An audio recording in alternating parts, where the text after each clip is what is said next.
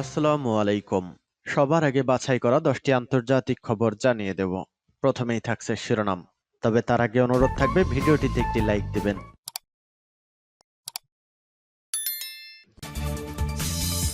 Israel Hamas যুদ্ধ আরও ছড়িয়ে পড়ছে, ঝুঁকিতে সিরিয়া, ইরাক ও লেবানন। এদিকে খান ইউনিসের তীব্র লড়াই অব্যাহত। জানিয়ে দেব, গাজায় গণহত্যা বন্ধ হলেই ইসরায়েলে হামলা থামবে বলছে ইরান। এরপর জানাবো যুদ্ধ পরবর্তী গাজা নিয়ে বিভক্ত নেতানিয়াহুর মন্ত্রিসভা। এদিকে ইউক্রেনের পূর্বাঞ্চলীয় গ্রাম দখলের দাবি রাশিয়ার। এবং সর্বশেষ জানিয়ে দেব, গাজায় ইসরায়েলি হামলায় 24 ঘণ্টায় নিহত 172। এতক্ষণ শুনছিলেন সংবাদ শিরোনাম, এখন বিস্তারিত। অনুরোধ থাকবে ভিডিওটিতে একটি লাইক দিন, কমেন্টস করে জানিয়ে দিন আপনি কোন জেলা থেকে বা কোথা থেকে এই সংবাদটি শুনছেন। ভিডিওটি শেয়ার করে দিন আপনার ফেসবুক সোশ্যাল মিডিয়ায়। ইসরায়েল হামাস যুদ্ধ আরও ছড়িয়ে পড়ছে, ঝুঁকিতে সিরিয়া, ইরাক ও লেবানন। গাজা উপত্যকায় ফিলিস্তিনের স্বাধীনতাকামী সংগঠন হামাসের সঙ্গে ইসরায়েলের যুদ্ধ 100 দিনেরও বেশি সময় পার করেছে। প্রায় 365 বর্গ কিলোমিটারের অবরুদ্ধ গাজায় লাগাতার হামলা চালিয়েও সামরিক দিক থেকে বিশ্বের অন্যতম শক্তিশালী ইসরায়েল মহাশক্তিধর যুক্তরাষ্ট্রকে নিয়ে হামাসের বিরুদ্ধে যুদ্ধের ইতি তো টানতেই পারেনি, বরং এখন শঙ্কা এই যুদ্ধ আরও বিস্তৃত এলাকায় ছড়িয়ে পড়তে পারে। সবচেয়ে শক্তিশালী ও ধনী দেশ যুক্তরাষ্ট্র যখন বিশ্বের অন্যতম দরিদ্র, যুদ্ধবিধ্বস্ত ও প্রকৃত সরকারহীন রাষ্ট্র ইয়েমেনে হামলা চালায়, তখন তা আরও একটি অসম ও দীর্ঘস্থায়ী যুদ্ধেরই ইঙ্গিত দেয়। গাজায় ইসরায়েলি হামলা বন্ধের দাবি জানিয়ে ফিলিস্তিনের পক্ষ নেয় প্রায় 2000 কিলোমিটার দূরে ইয়েমেন হুথি বিদ্রোহীরা। তারা ইসরায়েলকে বাণিজ্যিকভাবে বিচ্ছিন্ন করতে লোহিত সাগর দিয়ে ইসরায়েলগামী বা ইসরায়েলের মালিকানাধীন জাহাজে হামলার হুমকি দিলেও মূলত সব জাহাজ চলাচলে বাধা সৃষ্টি করে। এর প্রভাব পড়েছে বিশ্ব বাণিজ্যে। ইসরায়েলের প্রতি সার্বিক সমর্থন জানানো যুক্তরাষ্ট্র লোহিত সাগরে স্থিতিশীলতা ফিরিয়ে আনার লক্ষ্যে ঘনিষ্ঠ মিত্র যুক্তরাজ্যকে নিয়ে গত 11 জানুয়ারি হুথিদের উপর হামলা চালায়। খান ইউনিসে তীব্র লড়াই অব্যাহত। গাজার দক্ষিণের খান ইউনিসে ইসরায়েলি বাহিনীর সঙ্গে ফিলিস্তিনি যোদ্ধাদের তীব্র লড়াই চলছে। গত 2 মাসেরও বেশি সময় ধরে এই লড়াই অব্যাহত রয়েছে। এই ফিলিস্তিনের হামাস যোদ্ধারা নিয়মিত ইসরায়েলি বাহিনীর ওপর হামলা চালিয়ে যাচ্ছেন। বুধবার the institute for the study of war and the critical threats project এ তথ্য জানিয়েছে। সশস্ত্র গোষ্ঠীর ফিলিস্তিনি যোদ্ধাদের অধিকৃত পশ্চিম তীরে ইসরায়েলি বাহিনীর ওপর তাদের আক্রমণ বাড়ানোর আহ্বান জানিয়েছে হামাসের এক ঊর্ধ্বতন কর্মকর্তা। হামাসের বিরুদ্ধে সামরিক পদক্ষেপে কাজ হবে না। গত 7 অক্টোবর ইসরায়েলের সীমান্তবর্তী শহর কিবুৎজিমে ও একটি সঙ্গীত উৎসবে হামলা চালায় হামাস। ইসরায়েলের হিসাব অনুযায়ী এতে 1200 জন নিহত হয়, 240 জনকে গাজায় জিম্মি করা হয়। এদিকে ফিলিস্তিনের স্বাস্থ্য মন্ত্রণালয়ের তথ্য অনুসারে গাজায় ইসরায়েলের হামলায় 24,000-এর বেশি মানুষ নিহত হয়েছে। অনেক নিখোঁজ, অনেকেই ধ্বংসস্তূপের নিচে চাপা পড়ে আছেন। খবর আল জাজিরার। গাজায় গণহত্যা বন্ধ হলেই ইসরায়েলে হামলা থামবে বলছে ইরান। দাভোসে ওয়ার্ল্ড ইকোনমিক ফোরামে ইরানের পররাষ্ট্রমন্ত্রী হুসেইন আমির আবদুল্লাহিয়ান বলেন, গাজায় চলমান যুদ্ধ বন্ধ হলেই ইসরায়েলের বিরুদ্ধে প্রতিরোধ অক্ষের হামলা থামবে। গাজায় ইসরায়েল নির্বিচার হামলা বন্ধ না করলে সংঘাত এবং উত্তেজনা পুরো মধ্যপ্রাচ্যেই ছড়িয়ে পড়তে পারে বলে সতর্ক করে দিয়ে ইরানের পররাষ্ট্রমন্ত্রী বলেন, গাজায় গণহত্যার অবসান হলে এই অঞ্চলে সামরিক কর্মকাণ্ড এবং সংকটের অবসান ঘটবে।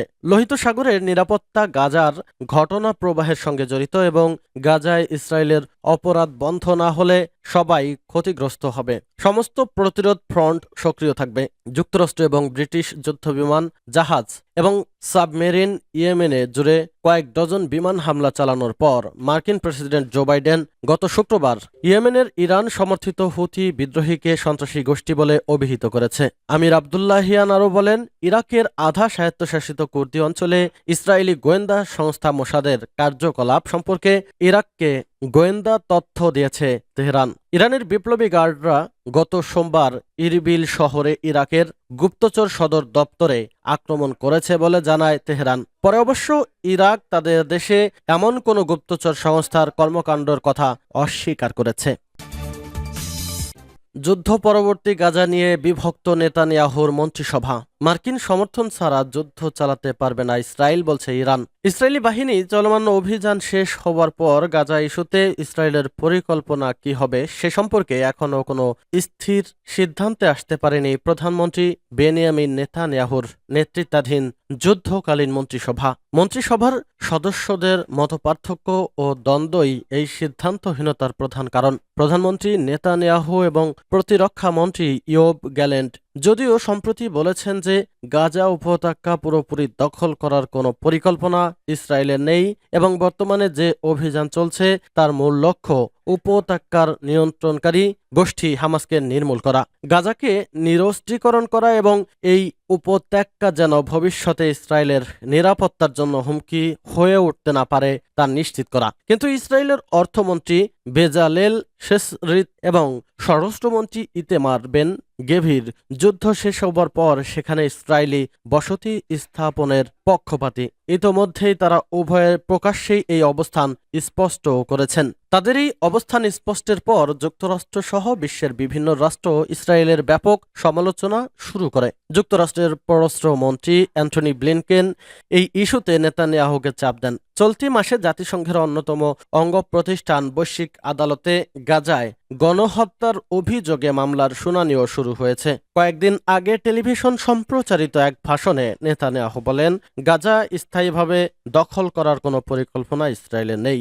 দুদিন আগে দেওয়া এক বার্তায় একই অবস্থান জানান প্রতিরক্ষামন্ত্রী ইয়োব গ্যালান্টও। ইসরায়েলের যুদ্ধকালীন মন্ত্রিসভার একটি সূত্র তুরস্কের সংবাদ মাধ্যম আনাদোলু এজেন্সিকে জানিয়েছে, শতুরিজ এবং বেন গেভির সহ মন্ত্রিসভার কয়েকজন সদস্য এখনও গাজায় ইসরায়েলি বসতি স্থাপনের প্রস্তাব থেকে সরে আসেনি এবং মন্ত্রিসভায় এই সম্পর্কিত বিশদ পরিকল্পনা গ্রহণের পক্ষে অবস্থান নিয়েছেন।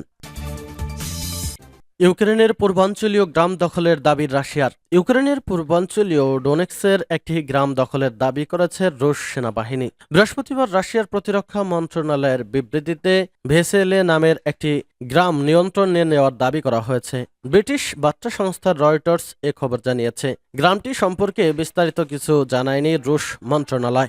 একই নামের একটি গ্রাম রাশিয়ার নিয়ন্ত্রিত বাখমুত শহর থেকে ২০ কিলোমিটার উত্তর পূর্বে অবস্থিত। গ্রামটিতে প্রায় ১০০ মানুষের বসবাস। অঞ্চলটি সম্প্রতি লড়াই তীব্র হয়েছে। রুশ মন্ত্রণালয় বলছে ওই এলাকায় সক্রিয় থাকা রাশিয়ার দক্ষিণাঞ্চলীয় সামরিক গ্রুপের উদ্যোগ গ্রামটি দখল করা হয়েছে। রয়টার্সের পক্ষ থেকে রণক্ষেত্রের অগ্রগতির এই খবর স্বতন্ত্রভাবে যাচাই করা সম্ভব হয়নি। এই বিষয়ে ইউক্রেনের কোনো মন্তব্য পাওয়া যায়নি। গাজায় ইসরায়েলি হামলায় ২৪ ঘণ্টায় নিহত ১৭২। গাজা উপত্যকায় ইসরায়েলি হামলায় গত ২৪ ঘণ্টায় অন্তত ১৭২ ফিলিস্তিনি নাগরিক নিহত হয়েছে। এ নিয়ে নিহতের সংখ্যা বেড়ে ২৪,৬২০-এ পৌঁছেছে। এছাড়াও আরও ৬১,৮৩০ জন আহত হয়েছে। বৃহস্পতিবার ফিলিস্তিনের স্বাস্থ্য মন্ত্রণালয় এ তথ্য জানিয়েছে। মন্ত্রণালয়ের এক বিবৃতিতে বলা হয়েছে, গত ২৪ ঘণ্টায় কমপক্ষে ১৭২ জন নিহত এবং ৩২৬ জন আহত হয়েছে। বিবৃতিতে আরও জানানো হয়, অনেক মানুষ এখনও ধ্বংসস্তূপের নিচে এবং রাস্তায় আটকে আছে কারণ উদ্ধারকারীরা তাদের কাছে পৌঁছাতে পারছে না।